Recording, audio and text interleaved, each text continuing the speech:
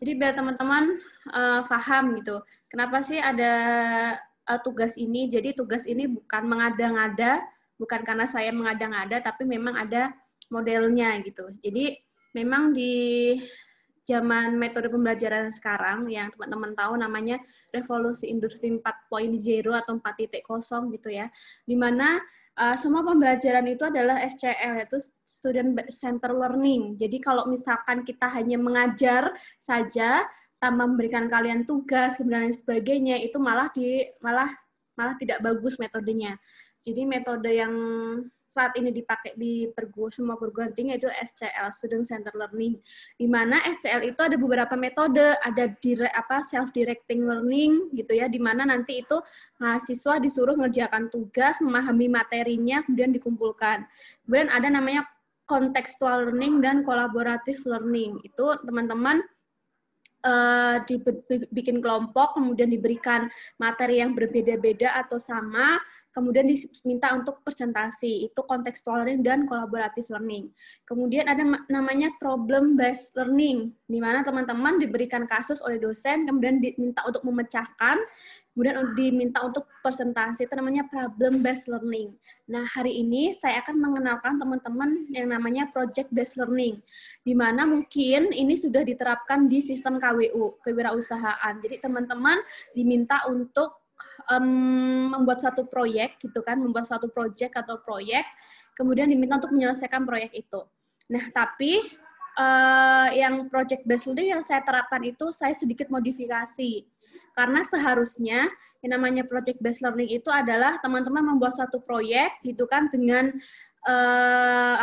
hasil dari beberapa kajian atau kebutuhan masyarakat dan lain sebagainya. Kemudian kalian rancang proyeknya itu, kemudian kalian bikin proyeknya itu. Kemudian kalian pertanggungjawabkan, yaitu membuat laporan. Tapi di sini yang project based learning yang saya terapkan itu tidak sampai dengan membuat produknya atau membuat proyeknya, hanya merancang kemudian melaporkan. Nanti kalau teman-teman saya minta untuk membuat produknya, berarti teman harus di lab membuat produk dari hasil analisis kajian teman-teman. Tapi itu saya tidak pakai itu, karena itu akan memakan waktu banyak. Dan sebenarnya memang untuk project based learning itu bisa sampai 7 kali pertemuan. Tapi karena saya hanya memakai 6 kali pertemuan, ya, karena yang pertemuan ke-7 nanti ada dosen tamu, jadi saya hanya 6 kali pertemuan, ya, sehingga tidak sampai ke realisasi produk. Karena juga pas pandemi juga kan, jadi aturan lab juga susah. Jadi itu yang saya modifikasi. Jadi tugas ini, maksud saya ingin menyampaikan bahwa tugas ini bukan merupakan tugas yang mengada-ngada, tapi memang ada konsepnya. Nah, ini yang saya sampaikan adalah PPT yang memang dari Ristek Dikti. Nah, di mana ya, di sini ya, metode SCL ini membantu peserta didik dalam mencapai kemampuan secara maksimal melalui metode dan strategi pembelajaran dari pengalaman, internalisasi, dan rekonstruksi. Kemudian saya langsung ke ini dulu. Nah, ini PBL ya, Project Based Learning itu merupakan suatu metode belajar yang sistematis dengan melibatkan mahasiswa dalam belajar pengetahuan dan keterampilan melalui proses penggalian yang panjang dan struktur terhadap pertanyaan yang otentik dan kompleks serta tugas dan produk. Jadi ini dirancang dengan sangat hati-hati. Kemudian apa saja? Jadi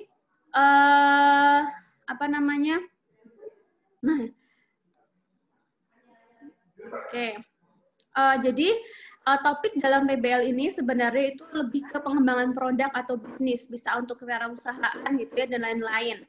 Kemudian atau dapat diberikan dalam simulasi meningkatkan kemampuan dan nilai tambah dari suatu produk yang telah ada di pasar. Jadi mungkin produk itu sudah ada di pasaran, tapi teman-teman modifikasi nih supaya produk itu bisa, ada nilai tambahnya.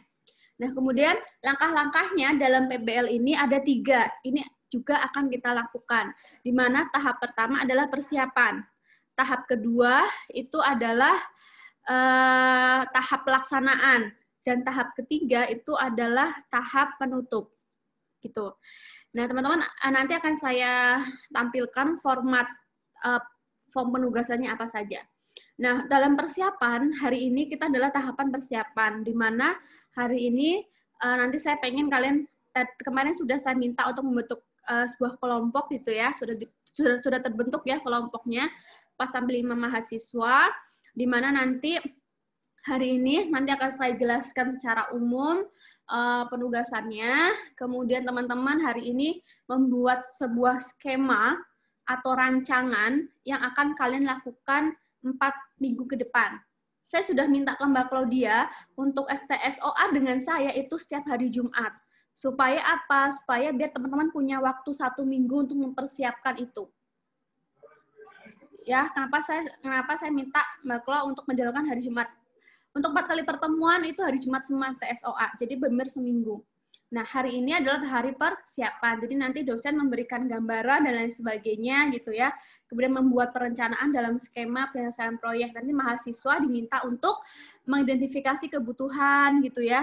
Kemudian merancang time frame. Jadi teman-teman nanti hari ini teman-teman targetnya adalah berdiskusi dengan kelompoknya, kemudian membuat timeline atau time frame. Jadi nanti ada misalkan, oh minggu ini, hari ini, kita akan terjun ke masyarakat. Masyarakat yang mana yang akan kita wawancara misalkan, atau akan kita berikan kuesioner dan lain sebagainya. Kemudian minggu besok ngapain? Misalkan minggu ini kita bikin kuesioner misalkan, atau minggu ini kita menentukan sampel, atau sampel itu adalah orang yang akan kita teliti gitu. Mungkin hari ini minggu ini hari Senin misalkan, kita tentukan mau di mana kita ambil datanya, kemudian mau kapan, mau bagaimana caranya, kemudian kalian persiapkan instrumennya, itu namanya time frame. Kemudian misalkan, minggu depan saya mau terjun ke fasilitas kesehatan, mana saja yang akan dipilih gitu. Terus kemudian kapan kalian harus mengajukan surat. Jadi kalau misalkan teman-teman turun ke desa, kemudian turun ke fasilitas kesehatan, misalkan kayak bidan, rumah sakit, puskesmas, klinik, itu pasti ada surat pengantarnya.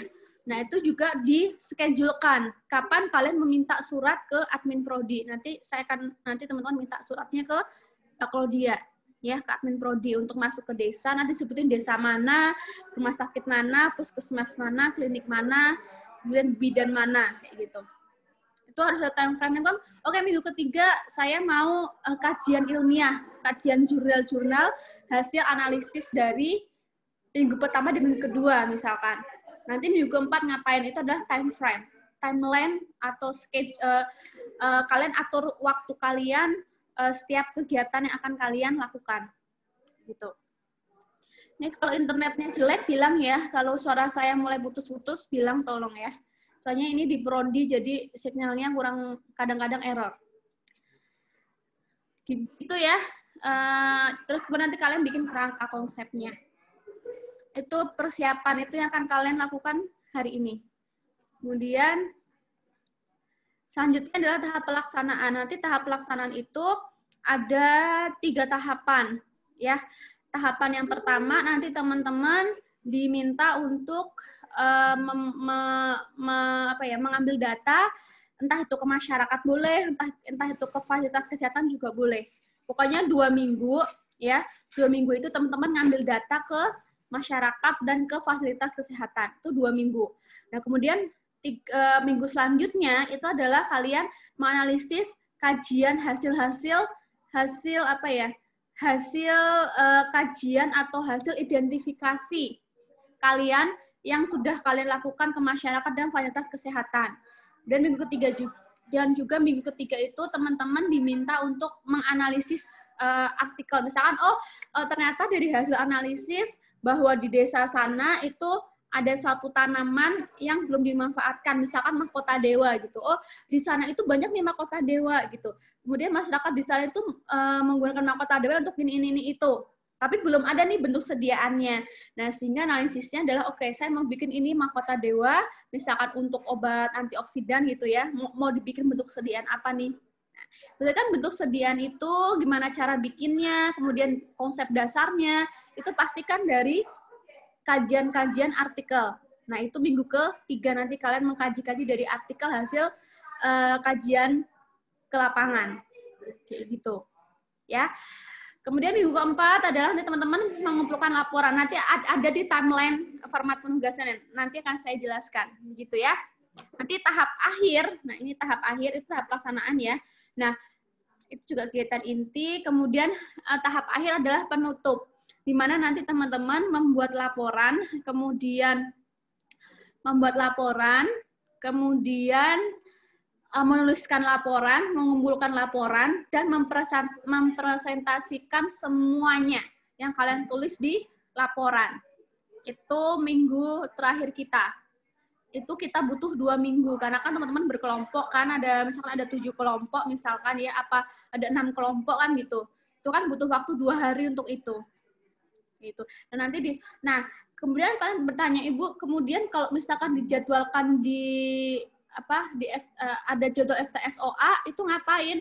Itu adalah teman-teman menceritakan hasil kalian turun ke lapangan. Misalkan, oh Jumat besok ada FTSOA. Berarti saya minta teman-teman Jumat besok itu sudah ada data, hasil kajian ke masyarakat misalkan. Terus selanjutnya, minggu selanjutnya hari Jumat lagi kita ketemu, itu saya minta kalian untuk melaporkan hasil kajian ke fasilitas kesehatan. Siapa tahu nanti ketika sesudah kalian ngambil data itu ada masukan-masukan dari saya, misalkan, oh ini masih kurang ini datanya, harusnya begini, ambil lagi gitu. Nah, itu fungsinya di situ. Jadi, saya hanya memfasilitasi kalian, kalau misalkan nantinya ada yang kurang dan sebagainya, nanti akan saya sampaikan di pertemuan itu. Kayak gitu. Gitu ya. Jadi, setiap pertemuan itu nanti teman-teman harus melaporkan hasilnya ke saya. Tetap lewat Zoom pastinya. Jadi, itu berkelompok. Nanti tetap kayak gini, tapi nanti silakan yang menyampaikan boleh semua mahasiswa dalam satu kelompok itu atau salah satu. Nanti tolong di setiap kelompoknya itu dipilih ketua atau koordinator kelompoknya, setiap kelompok. Ya, begitu ya. Ini untuk desain dasarnya ya. Jadi ini bukan mengada-ngada tugas ini, jadi memang itu ada di dikti. Nah, sekarang saya akan men-sharekan format penugasannya. Sudah kelihatan ya Word-nya teman-teman semuanya? Sudah ya? Sudah, Bu. Oke. Ini format penugasan untuk formulasi teknologi sediaan obat alam, di mana tugas ini adalah tugas keempat, saya nggak tahu tugas keberapa. Kemudian ini kita ada 6 kali pertemuan teman-teman untuk tugas ini. Jadi benar-benar proyek ya.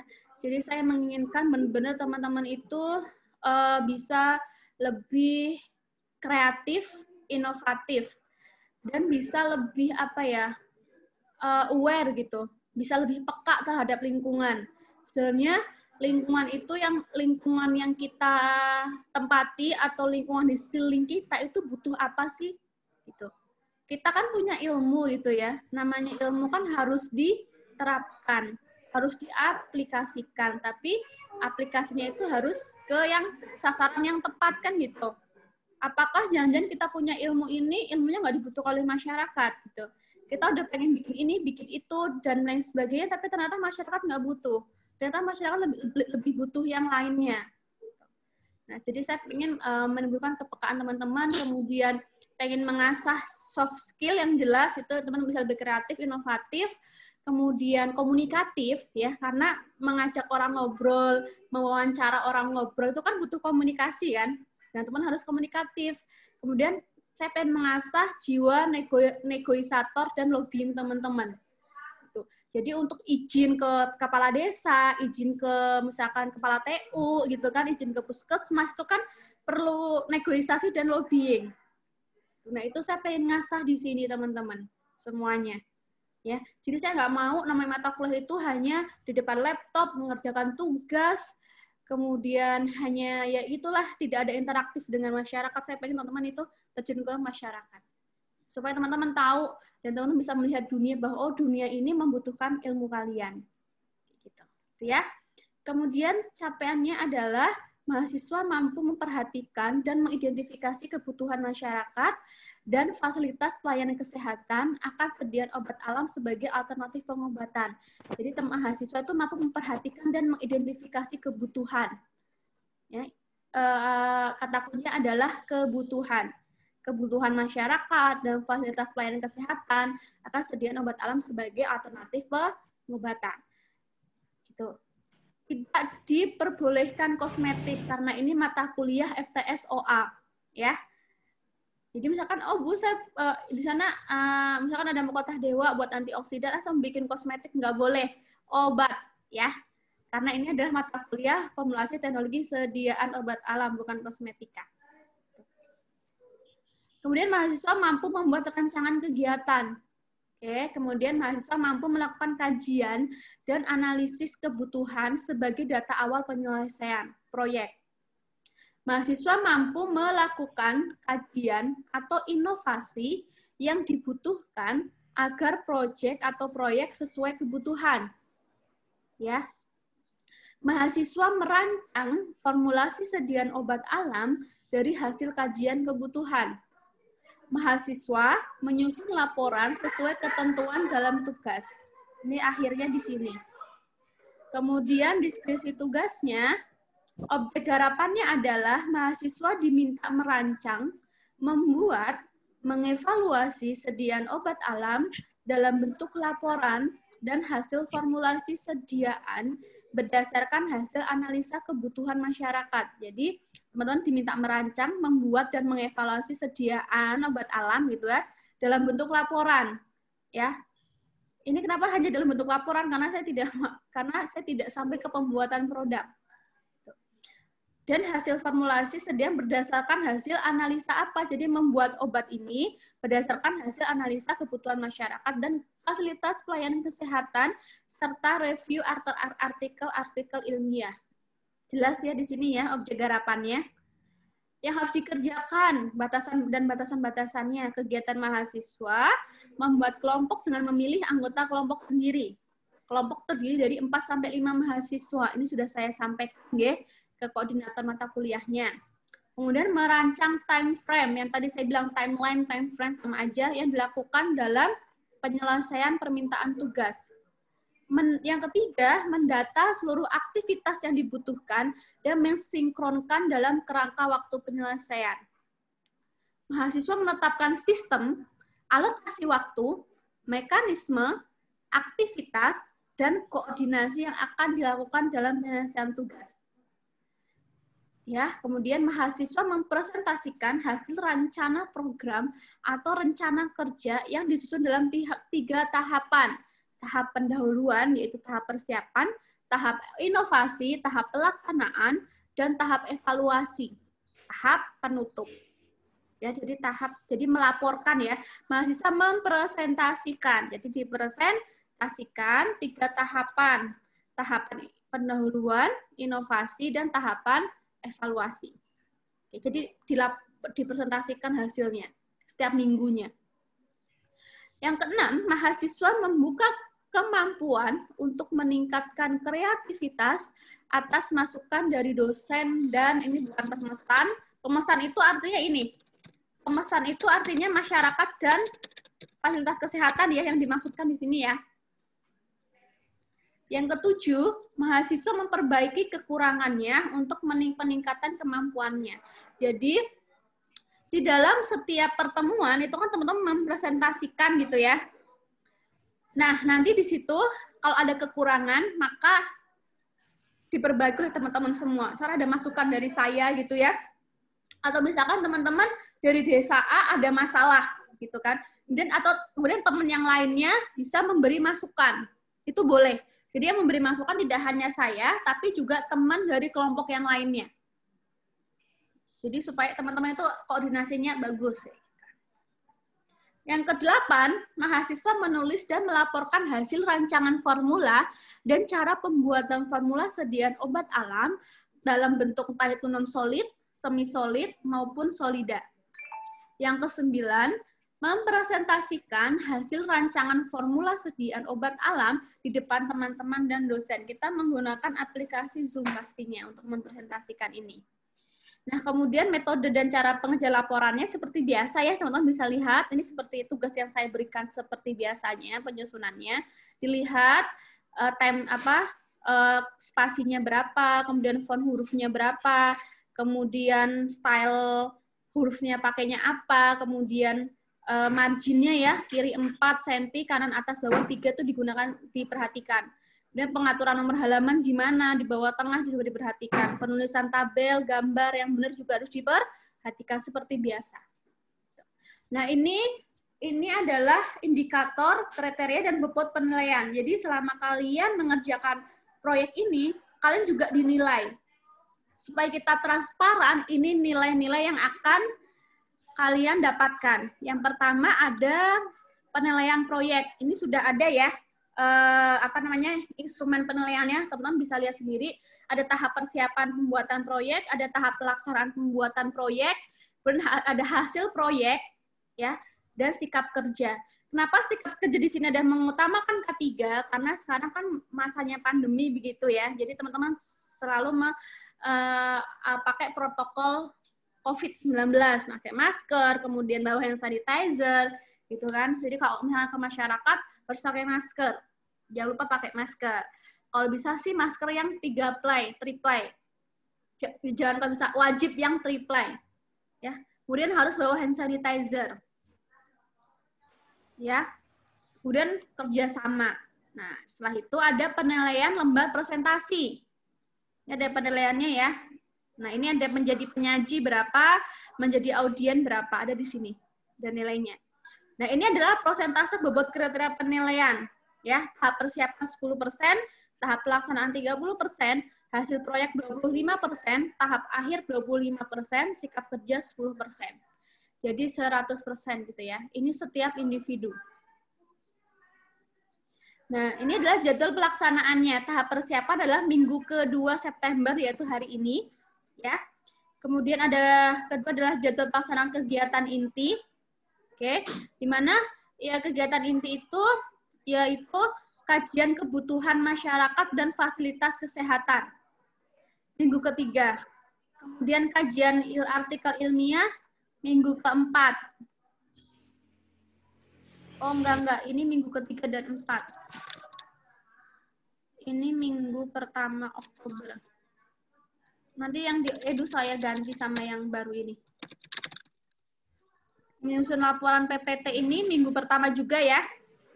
Oke, jadi tahap persiapan minggu ke-2 September hari ini, tahap kajian kebutuhan masyarakat dan fasilitas kesehatan minggu ke-3 dan ke-4. Ya, tapi minggu ke-3 nanti kita ketemu, ini harus sudah ada hasil kajiannya, entah ke masyarakat, entah ke fasilitas kesehatan. Jadi teman-teman boleh ke masyarakat dulu atau boleh ke fasilitas kesehatan. Kemudian pengumpulan laporan adalah minggu ke-2 Oktober, teman-teman. Ya. Kemudian presentasi hasil rancangan formula itu minggu ke-3 dan ke-4 Oktober. Gitu. Itu untuk rancangan penugasannya, saya rasa cukup jelas gitu ya. Cukup jelas dan cukup tertuangkan di format penugasan. Ya. Kemudian begini teman-teman, untuk membuktikan bahwa teman-teman benar-benar terjun ke masyarakat, saya minta setiap kegiatan tolong divideokan. Misalkan, oh hari ini teman-teman rapat, pakai Zoom misalkan, dengan teman-teman yang lainnya untuk merancang kegiatan. Itu divideokan, di-on-kan record-nya. Kemudian teman-teman misalkan membuat kuesioner, gitu kan, divideokan. Terjun ke masyarakat, wawancara, entah itu by phone, entah itu secara langsung, itu harus direkam, ada divideokan. Gitu. Kemudian lagi ngambil kuesioner divideokan. Terus memasukkan surat izin, bahwa setiap langkah yang kalian lakukan divideokan. Nanti di akhirnya, ya, akhir setelah presentasi itu juga divideokan. Nanti dijadikan satu videonya, ya, itu menjadi logbook teman-teman. Jadi dijadikan satu videonya. Jadi nanti dikumpulkan video PPT laporan. Kalau semisalkan ini hasilnya benar-benar bagus, sesuai yang saya harapkan, ya, saya akan pastikan nanti nilai teman-temannya TSOAA semua. Karena ini cukup berat tugasnya. Ya. Sekarang saya pastikan nilai teman-teman A semua. Kalau benar-benar dikerjakan secara baik. Ya, ada kutipan secara baik menurut saya. Gitu. Itu dengan tadi kalau teman-teman bikin videonya dari tahap persiapan sampai tahap akhir, nanti dijadikan satu, digabung satu kan bisa kan diedit videonya jadiin satu. Gampang lah gabung-gabungan video. Gitu. Nanti laporannya itu bagus, kemudian menulisnya itu juga bagus, ya. Cara menulis juga akan saya nilai. Latar belakang masalahnya kena banget, ya, berdasarkan hasil kuesioner dan kajian. Kemudian rancangan formulanya itu benar-benar bagus, gitu. Kenapa memilih formula tersebut? Kemudian prosedurnya juga bagus. Kemudian daftar pustaka yang digunakan itu juga bagus. Gunakan daftar pustaka 10 tahun maksimal. Berarti maksimal 2010, di bawah 2010 nggak boleh. Ya, maksimal 2010. Itu untuk penugasannya, ya. Nanti saya harap teman-teman benar-benar mengerjakan secara baik. Entah itu teman-teman di daerah mana, yang penting ini tugas selesai. Dan nggak boleh sama desanya, ya, kelompok 1 dan kelompok lainnya. Kelas A maupun kelas B, nggak boleh sama desanya. Saya rasa desa di Kebumen banyak banget, ya. Jadi kalau sama ya impossible banget. Pokoknya nggak boleh sama, baik antar kelompok maupun antar kelas. Ya bagaimana caranya lah teman-teman mengatur supaya tidak sama. Entah itu teman-teman koordinasi dengan kelas A atau bagaimana, terserah. Pokoknya saya minta nggak boleh sama desanya. Karena nanti akan ketahuan di Jumat besok. Loh, kok ini sama dengan kelompok ini, ganti, ambil data lagi. Daripada kalian ambil data lagi kan? Gitu. Ada yang ditanyakan mungkin dari penugasan ini? Ada yang ditanyakan? Bu, kalau misalnya nggak tahu dari kelompok lain itu di desa itu juga, itu gimana? Tetap Makanya silakan berkoordinasi. Nah, ini tugasnya kalian supaya bisa berkoordinasi dan komunikasi dengan teman yang lainnya maupun kelompok lainnya ataupun kelas lainnya. Ya bagaimana caranya silakan dikomunikasikan. Pokoknya saya nggak mau tahu, misalkan Bu, ini saya duluan milih desa. Saya nggak tahu Bu kalau itu milih desa. Pokoknya kalau sama saya ganti apapun alasannya. Ini saya sedang menguji soft skill-nya teman-teman sebetulnya. Ini gabungan antara soft skill dan hard skill. Soft skill dan akademik kalian. Ini tugas ini di situ. Jadi makanya tugas ini berat, makanya nilainya juga akan, bobotnya juga akan banyak gitu untuk kuliah ini. Ada lagi pertanyaannya? Ada lagi? Apa Mas Wildan? Berarti ini minggu ini baru tahap persiapan kita, misalnya mau terjun di desa mana, Yes. terus kenapa, kayak alasannya kita terjun di desa tersebut juga gitu ya Bu? Ya bikin timeline lah pokoknya Mas, sama kelompoknya kan. Saya tadi kan nanti di video kan, misalkan mau rapat pakai Zoom atau ketemu langsung gitu kan, atau by call atau video callan gitu, itu direkam, di videoin. Jadi kelompok ini bener nih melakukan koordinasi antar kelompok. Saya nggak mau gini loh, ada 4 orang tapi hanya 2 orang yang bekerja, 2 tidak bekerja. Atau ada 5 orang, hanya 3 yang bekerja, 2 nggak bekerja. Itulah kenapa gunanya di videokan. Gitu. Karena saya nggak bisa mantu kalian langsung 24 jam. Gitu kan? Makanya sehingga di videokan itu tujuannya kenapa saya minta di videokan, supaya semuanya aktif, semuanya ada peran. Misalkan, si A ngambil data ke desa, ke masyarakat gitu misalkan. Si B ngambil data ke fasilitas kesehatan, itu nggak masalah. Jadi bagaimana caranya kalian bekerja sama antar kelompok gitu kan, bukan antar kelompok, bagaimana caranya kalian bekerja sama antar teman dalam satu tim, bagaimana caranya kalian membagi tugas. Makanya dibutuhkan ketua kelompok setiap kelompok. Gitu. Itu Mas Wildan. Jadi hari ini adalah tugasnya merancang. Terima kasih. Tugasnya merancang timeline, itu dengan rapat, lewat Zoom dan lain sebagainya. Bu, nanti ada laporannya. Gimana Mas? Berarti kan? Loh? Berarti kan misalnya nih kita mungkin ada 2 orang yang sama di kabupaten yang sama, dan itu bisa turun ke misalnya nanti ke ke masyarakatnya, dan ada 2 orang yang beda di kabupaten lainnya. Nah, berarti itu bisa turun ke fasilitasnya, kesehatannya, nanti jadi digabungkan jadi satu. Yang penting kan sudah terjatah untuk meminta sudah bertanya ke setiap orangnya gitu loh, Bu. Oh, kalau bisa Tinggal satu nanti desa, Mas, digabung. satu tim satu desa. Jangan sampai satu tim yang di sini di desa, misalkan di sini di desa mana sih sini? Desa Wero misalkan ya, ke masyarakatnya, tapi fasilitas kesehatannya di Buayan, itu nggak boleh. Satu desa, baik masyarakat maupun fasilitas kesehatan. Kayak gitu. Itu Mas, jangan sampai beda tempat ya, satu kelompok, satunya misalkan desanya di Buayan, terus fasilitas kesehatannya di Perembun misalkan, itu nggak boleh. Harus fasilitas kesehatan masyarakat satu tempat.